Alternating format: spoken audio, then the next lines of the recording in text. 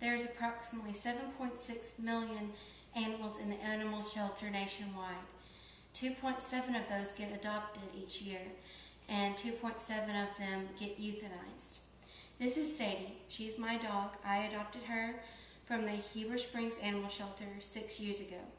She's the best dog I've ever had. She listens, and all she wants in return is a good food, loving, and a nice bed to sleep in. She is the best thing that's happened to me. I love her so much, and she has been a very good dog. The subject is very important to me. Too many animals are harmed or euthanized or treated badly in the United States. They just need a little love and care. That's all they want. Of the dogs entering the shelter, 35% of them are adopted, 31% of them are euthanized, and 26% of the dogs are strays and are returned to their owners. Now, cats are a little different.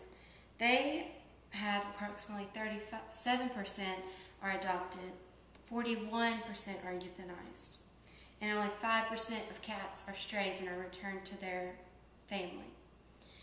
These are little loving animals. All they want is a home. They have done nothing wrong to be thrown out on the curb. People just dump their animals wherever they feel like. It's very sad that a loving animal such as Sadie has been thrown out and no one have wanted her. It's estimated that 70 to 80 million dogs and 74 to 96 million cats are owned in the United States by families.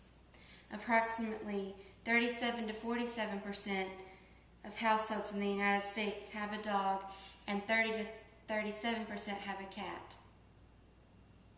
According to the Animal Veterinary Medical Association, 40% of the owners have learned about their pets through word of mouth. So that tells me that we need to spread word of all the animals that are in shelters are in need of a good home. Each animal in the shelter deserves a home for life. They didn't deserve what happened to them, and they need a real home. How can we help? People in the United States can do a lot of things to help the animals. They could become a foster family. Pets that are in transition just need a place to stay for a couple nights or a couple weeks. You could be a foster family. That would give them a place that they could go to and a little bit of hope that there's something in their future. You can become a volunteer at the local shelter. They're always needing volunteers. People there work as a volunteer, most of them, and they always need people that love on the animals there. You can bring food, cat or dog food, to the shelters.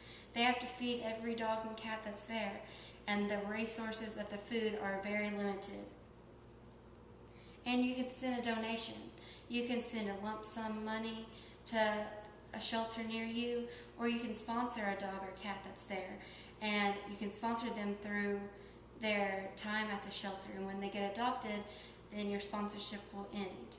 And that's just a good way to feel about yourself, that you're helping someone, something else, and they got adopted. That's a good feeling. Every animal in the shelter needs someone. They need someone to care for them, to love for them, and to know that they're alive and they need some help. They haven't done anything wrong for their former owner to just kick them out on the curb.